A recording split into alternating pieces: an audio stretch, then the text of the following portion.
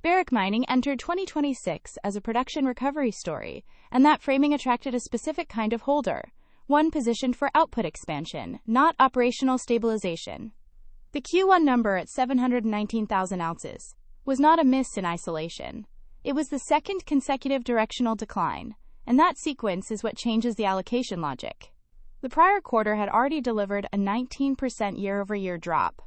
Q1 followed with a 5% year-over-year decline and a 17% sequential fall from Q4 2025's 871,000 ounces.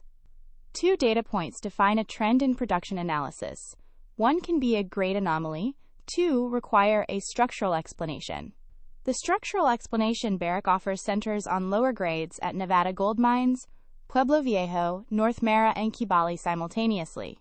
The simultaneity is the complication. When four assets underperform in the same quarter, the recovery thesis cannot be assigned to a single operational fix.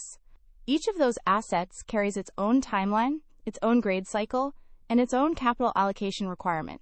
The partial offset from Loulo-Gounkoto, operational again after Barrick regained control in December 2025, is real, but it reframes the recovery narrative rather than confirming it.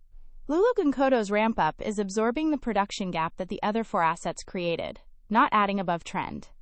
A holder positioned for net output expansion is watching a stock where one returning asset is running to stand still against a four-asset grade drag.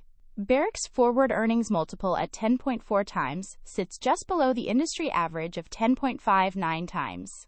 That discount has historically been read as a value entry, but a discount that persists through two consecutive production declines is not a value signal. It reflects the market's revised confidence in the recovery timeline. The 2026 consensus earnings upgrade of 51.7% year-over-year still sits in the estimates, but that number was priced before the Q1 result confirmed the second sequential decline. Whether sell-side desks have revised the conviction behind that estimate or merely left the number unchanged while reducing position weights is the unresolved question the Q1 data creates.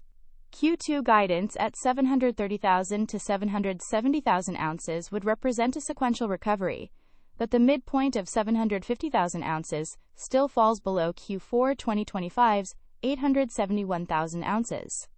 Full-year guidance of 2.9 to 3.25 million ounces has been reaffirmed, but guidance reaffirmation after a 17% sequential drop carries a different information signal than reaffirmation from a position of output stability. The burden of proof for the back half of 2026 has materially increased, and Kibali sits at the center of that burden. Kibali is one of Barrick's largest gold-producing assets, which makes the Ebola precautionary protocol activated there something more than a humanitarian headline.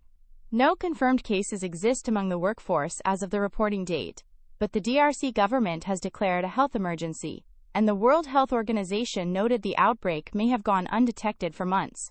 That detection lag is the operational variable that changes Kibali's risk profile.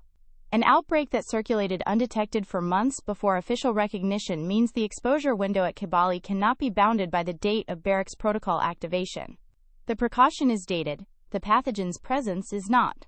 That asymmetry is what separates this risk from a standard force majeure. It cannot be managed by the response date alone. The production arithmetic of a Kibali shutdown runs directly into the already weakened Q1 output base. Kibali was named as one of the four assets dragging Q1 grades lower. A workforce reduction or extended shutdown compounds a grade problem with a volume problem simultaneously. Q2 guidance of 730,000 to 770,000 ounces was set before any Kibali operational disruption. The midpoint of that range implicitly assumes Kibali operates normally through the quarter. Here is the point that most production compounder analysis has not yet incorporated. Barrick's full-year guidance reaffirmation of 2.9 to 3.25 million ounces carries a 350,000-ounce range. That range was designed to absorb operational variability across a diversified asset base. A multi-week Kibali shutdown does not necessarily breach the low end of that range, but it eliminates the cushion the range was built on.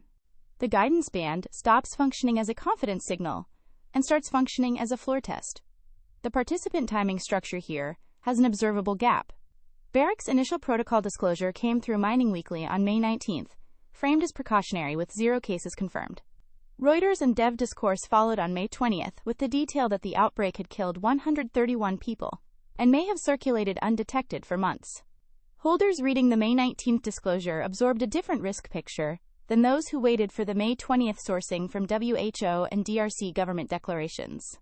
The position pressure shift between those two disclosure windows is not yet visible in net flow data from the news pool, but the information asymmetry between the two dates is structural. Whoever repositioned on May 19 moved inside a materially incomplete picture. The threshold that converts this from a monitored tail risk to a confirmed thesis break is specific. A single confirmed Kibali workforce case would trigger workforce reduction protocols, and the duration of that reduction, not the case itself, determines whether Q2 guidance survives. The resolution condition is not Ebola containment at the national level. It is uninterrupted Kibali operations through June. That distinction matters because DRC national containment and Kibali site containment are on different timelines. The same week Barrick was managing dual disclosures on production and Ebola, Agnico Eagle moved capital in a direction that implicitly codes a judgment on where production compounder value sits in the gold sector right now. Agnico doubled its stake in Wallbridge Mining to 19.62%, deploying $22.44 million at a 15% premium to the 20-day volume-weighted average price. A 15% premium to market is not passive accumulation. It is a price signal that the buyer is unwilling to wait for the market to offer a cheaper entry. The Fenelon Gold Project in Quebec's Abitibi region, the asset Wallbridge is advancing toward pre-feasibility, carries 1.75 million ounces of indicated resources and 1.65 million ounces inferred. Agnico is buying optionality on a Canadian jurisdiction asset at a premium, in the same week that Barrick's largest DRC asset is under an Ebola protocol in a country with a declared health emergency. The jurisdictional contrast is not incidental to the capital flow. Agnico's stock rose nearly 7% on the Wallbridge announcement that moved prices the markets read on which direction within the gold sector quality of production capital is currently moving. Agnico's Q1 production declined 6% year-over-year to 825,109 ounces, a smaller drop than Barrick's. And the Wallbridge transaction signals that Agnico is using its relative position strength to accumulate future production capacity in lower-risk jurisdictions, while others are managing DRC health protocols. The relative value gap between Barrick and Agnico is not expressed in a single multiple, but the 7% Agnico move on a $22 million transaction reveals where incremental institutional positioning is moving. Barrick's 12.8% six-month gain against the mining gold industry's 15.1% gain already showed underperformance before this week's events.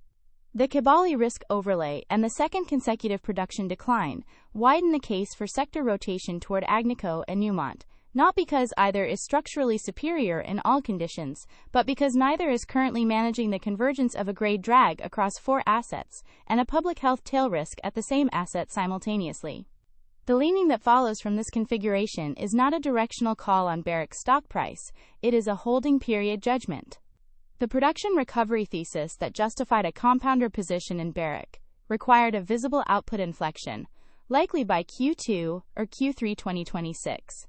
If Q2 results at the midpoint of 750,000 ounces are met, and Kibali operates without interruption through June, the thesis survives on life support, with full-year guidance still intact, but back-half weighting heavily dependent on assets that have already underperformed twice.